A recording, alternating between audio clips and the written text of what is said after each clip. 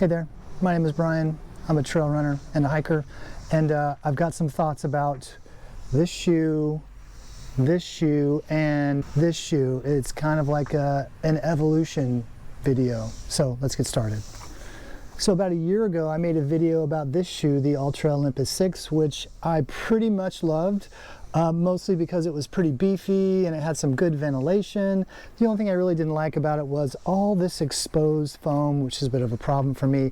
You know, catching strays every once in a while, those pointy rocks popping you right there. Never felt great. But then I put 500 miles on this thing and thought, okay, now it's going to be a shoe that I use to mow the lawn, because 500 is a lot. So after those 500 miles, I made the switch into the Altra 275, which I loved for some additional reasons. Number one, I loved it because it had this wonderful sort of different upper, which they call a Matryx. It's a little less armored all the way around in terms of like what the 6 was offering. So there's a little less across the armoring across the sides.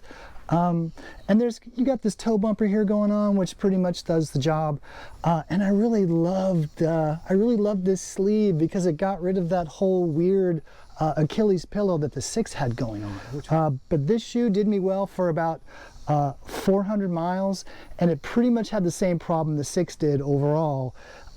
It had the same exact sole, which meant there was a lot of exposed foam here at the very bottom of your foot, which was a problem because you catch strays. You know, you're always catching strays on the trail.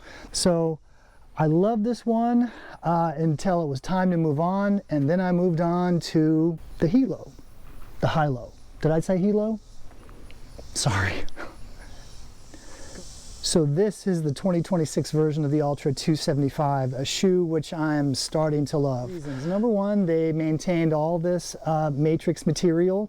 You've got that toe bumper up front that mirrors what was going on in the 2025 variant of the shoe. I put some lock laces on there just for me. I love the cuff. Even though I don't really dig the white colorway because things just get kind of dirty, but that's just me. But it's still probably better than the color wave we saw in 2025. I mean, what is this? Sort of a clown shoe. But yeah, a good shoe nonetheless.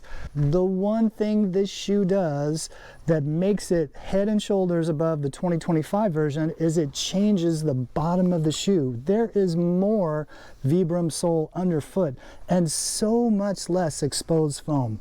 Wow, it's a huge difference for me. I'm catching less strays as I'm running around and hiking around.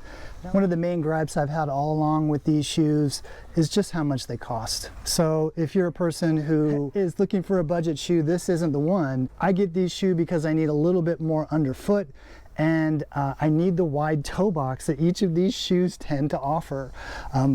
You'll know that this is a zero drop shoe. What I'm discovering too, after having 3 versions of these different shoes, is that they just kind of do one thing really well, and that's give you what you need underfoot. And this new version, the 2026 275, gives you a little bit more underfoot than it did in previous years. So that's a huge upgrade for me. Just the cost, man, the cost. So thanks for watching this video, and we'll see you in the next one. Peace. Oh, this one also has something called Ego Max foam. See, Ego Max. I don't know what that is exactly, but I think it's an upgrade. Okay, see you in the next one.